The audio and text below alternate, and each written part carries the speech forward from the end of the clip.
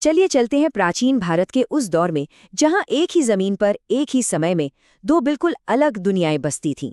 ये कहानी है दो ऐसी सभ्यताओं की जिनके रास्ते एकदम जुदा थे। तो चलिए आज इसी पहेली को सुलझाने की कोशिश करते हैं। जरा सोचिए, किसी को विशाल एकदम योजना से बने शहरों के खंडहर मिले, पर वहां के लोगों का लिखा एक शब्द भी पढ़ा न जा सके।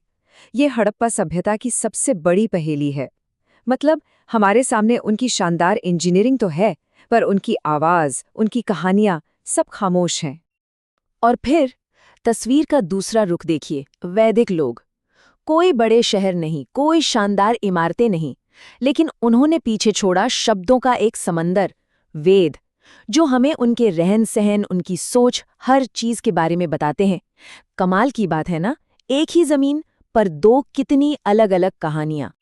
तो सवाल ये उठता है कि हम इन दोनों को जानते कैसे हैं, और यहीं पर सबसे बड़ा फर्क सामने आता है। एक की दास्तां पत्थरों में कैद है, तो दूसरे की कहानी शब्दों में जिंदा है। देखिए, हड़प्पा के बारे में हमें जो भी पता है वो जमीन खोदकर मिला है। उनकी मोहरें, उनके मिट्टी के बर्तन, उनके घर। लेकिन वैदिक लोगों को हम उनके साहित्य से जानते हैं, खास तौर पर ऋग्वेद से। तो एक तरफ है आर्कियोलॉजी और दूसरी तरफ है लिटरेचर। हड़प्पा के लोगों की अपनी एक लिखाई थी, एक स्क्रिप्ट। और जानते हैं, हमें इसके हजारों सबूत मिले हैं, मोहरों पर, औजारों पर, लेकिन आज तक कोई भी इसे पढ़ नहीं पाया है। जरा सोचिए, उस लिपि में क्या क्या राज दफन होंगे। उनके राजाओं के नाम, उनकी कविताएं, उनके कानून, सब कुछ एक ताले में बंद है जिसकी चाबी खो चुकी है। वहीं दूसरी तरफ वैदिक लोगों ने एक ऐसी जुबान छोड़ी जो आज भी जिंदा है, वैदिक संस्कृत। ये सिर्फ एक भाषा नहीं थी, ये तो भारत की कई आज की भाषाओं की माँ है। मतलब उनकी आवाज हजारों साल बाद भी हमारे बीच गूंज रही है।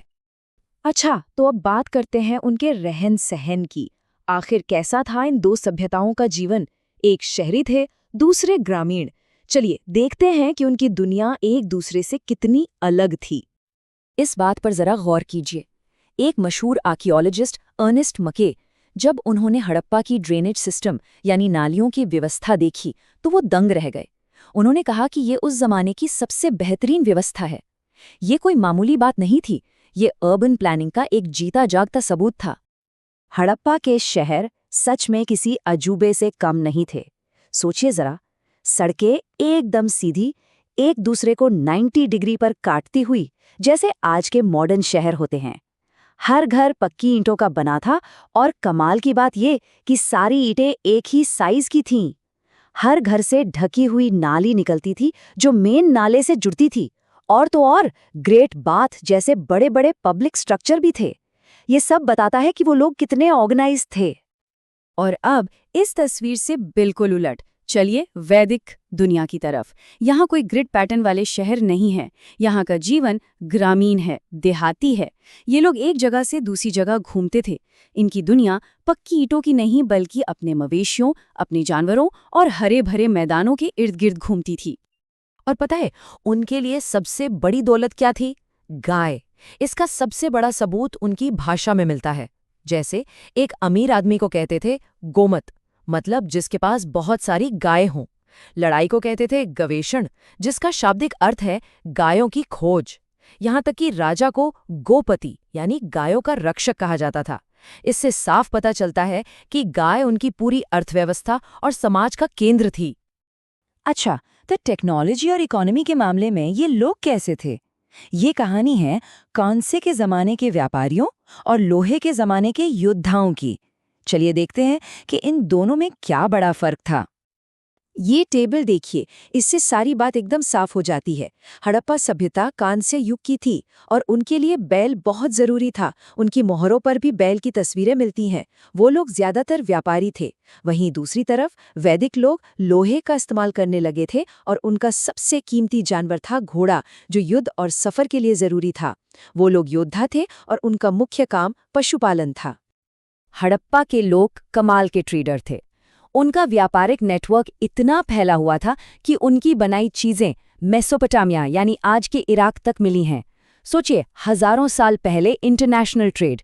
और ये सब ऐसे ही नहीं था, उनके पास वजन और माप के लिए बाट और पैमाने की एक स्टैंडर्ड सिस्टम था। ये दिखाता है कि उनकी इकोनॉमी कितनी एडवांस थी। इसके ठीक उलट आर्यों की सबसे बड़ी ताकत थी उनकी स्पीड। घोड़ा और उससे चलने वाला रथ, ये उस जमाने के लिए किसी लड़ाकू विमान से कम नहीं था। इसी की मदद से वो तेजी से पूरे उत्तर भारत में फैल सके। उनका फोकस ट्रेड पर नहीं बल्कि अपने इलाके और अपने मवेशियों की संख्या बढ़ाने पर था। अच्छा, शहर और व्यापार की बातें तो हो गई, अब जरा इन दोनों दुनियाओं की आत्मा में झांकते हैं। उनके भगवान कौन थे? वो किस चीज में विश्वास रखते थे? उनका समाज कैसे बटा हुआ था? चलिए इसे समझते हैं। यहां भी देखिए, दोनों में जमीन आसमान का फर्क है। हड़प्पा की मोहरों से लगता है कि वो लोग पशुपति की पूजा करते थे, जिन्हें कई लोग भगवान शिव का शुरुआती रूप मानते हैं। इसके अलावा मातृ देवी और प्रकृति की पूजा भी होती थी। वो लोग शवों को दफनाते थे। वहीं वैदिक लोगों के प्रमुख देवता थे इंद्र, जो युद्ध के देवता थे, और अग्नि, जो आग के देवता थे। उनके लिए बड़े बड़े यज्ञ करना सबसे बड़ा धार्मिक अनुष्ठान था, और वो शवों का दाह संस्कार करते थे। वैदिक समाज से ही वर्ण व्यवस्था की शुरुआत हुई। ये समाज को 4 हिस्सों में बांटती थी: ब्राह्मण यानी पुजारी, क्षत्रिय यानी योद्धा, वैश्य यानी व्यापारी, और किसान और शूद्र। कहा जाता है कि शुरुआत में ये काम पर आधारित थी, लेकिन धीरे धीरे ये जन्म पर आधारित हो गई और ज्यादा सख्त होती चली गई। इस व्यवस्था का भारतीय समाज पर बहुत गहरा असर पड़ा है। पर हड़प्पा का समाज कैसा था? वहां कौन राजा था, कौन पुजारी? ये आज भी एक बहुत बड़ा रहस्य है। तो आखिर में सवाल ये है कि इन दोनों दुनियाओं ने हमें विरासत में क्या दिया? उनकी कौन सी चीजें आज भी हमारे साथ हैं? चलिए एक नजर डालते हैं। इतनी सारी जानकारी के बावजूद आज भी बहुत सारे सवाल हैं जिनके जवाब हमारे पास नहीं हैं।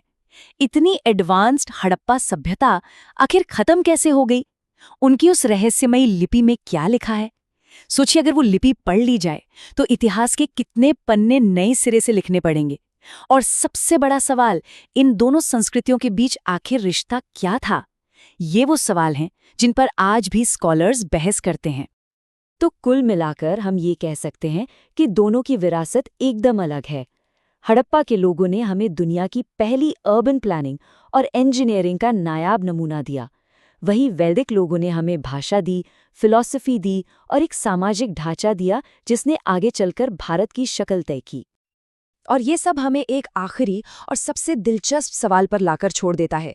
इन दोनों प्राचीन दुनियाओं का कितना हिस्सा आज भी हमारे आधुनिक भारत में जिंदा है?